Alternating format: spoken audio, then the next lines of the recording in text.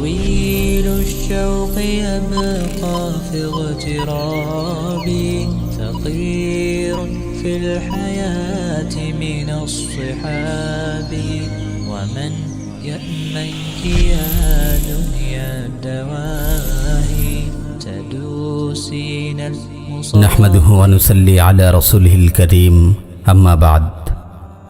জীবনের অপর নাম সময়, এছাড়া জীবনের আর কোনো অর্থ নেই। আমরা যখন জীবনের একটি মুহূর্ত অনর্থক নষ্ট করি তখন জীবনের একটি অংশকেই বরবাদ করি। তাই একজন আদর্শ মুমিন তার জীবনের প্রতিটি মুহূর্তকে হিসেব করে খরচ করে, কোনো না কোনো কল্যাণ কাজে ব্যয় করে, তা দুনিয়ার কল্যাণ হোক বা আখিরাতের কল্যাণ। এমনকি চলাফেরার সময়টুকু সে জিকির আজকারে কাটায়। ফালতু কথা, বেহুদা আড্ডা, অনর্থক কাজ করে সে নিজের মূল্যবান জীবনকে বরবাদ করে না।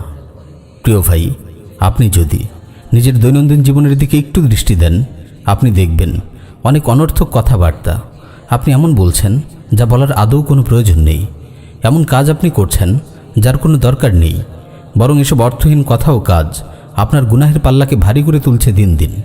আমার ভাই, আজ একটি বারের জন্য হলেও নির্জনে গিয়ে বসুন, জীবনের হিসেব কষুন, খুঁজে খুঁজে অনর্থক কথা ও কাজগুলোকে ঝেঁটিয়ে বিদায় করুন।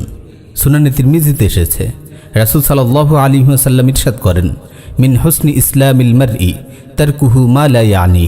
কোনো মানুষের ইসলামের সৌন্দর্য হলো সে অনর্থক বিষয় থেকে দূরে থাকে। হাসরের ময়দানে মানুষ আফসোস করতে করতে হাত কামড়ে খেয়ে ফেলার উপক্রম করবে।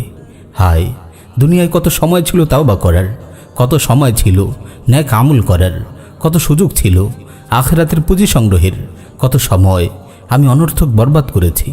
প্রতিটি মুহূর্তের জন্য মানুষ অনুতপ্ত হবে। প্রিয় ভাই, পরচর্চা করে, কারো পেছনে পড়ে, কারো ব্যক্তিগত জীবনে নাক গলিয়ে নিজের মূল্যবান জীবনকে বরবাদ করবেন না। কত কাজ, কত দায়িত্ব পড়ে আছে আপনার সামনে, এসব বেহুদা কাজে সময় দেওয়ার সুযোগ আপনার কোথায়?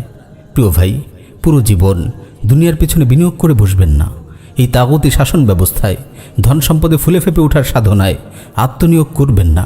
দুনিয়ার একটু সুখ ও সমৃদ্ধির জন্য পুরো সময়টাকে দুনিয়ার পেছনে লাগিয়ে দেবেন না, বরং জীবনটাকে একটু গুছিয়ে আনুন। দুনিয়ার কাজ কমিয়ে যত বেশি পারুন সময় বের করুন, আর দিন প্রতিষ্ঠার সাধনায় নিজেকে নিয়োজিত করুন। এই তাগুতি রাষ্ট্র ব্যবস্থা ও জাহিলি সমাজকে সমূলে উৎপাটন করার সংগ্রামে আপনিও সামিল হন। সমাজে বিশুদ্ধ আকীদার দাওয়া ছড়িয়ে দিন। ঈমানি ও ইলমি ইদাদে মনোযোগী হন। নিজেকে, নিজের পরিবারকে, সমাজের মানুষকে সাধ্য মতো দিনের উপর নিয়ে আসার চেষ্টা করুন। জিকির, তিলাওয়াত, তাদাব্বুর ও নেক আমলের পুঁজি সংগ্রহ করুন জীবনের প্রতিটি মুহূর্তের বিনিময়ে। বেশি বেশি করে দোয়া ও তাওবায় সময় দিন। নিজের গুনাহগুলো মাফ করিয়ে নেওয়ার ফিকির করুন। আল্লাহ তাআলা আমাদের সবাইকে আমল করার তৌফিক দিন। আমিন ইয়া রাব্বাল আলামিন।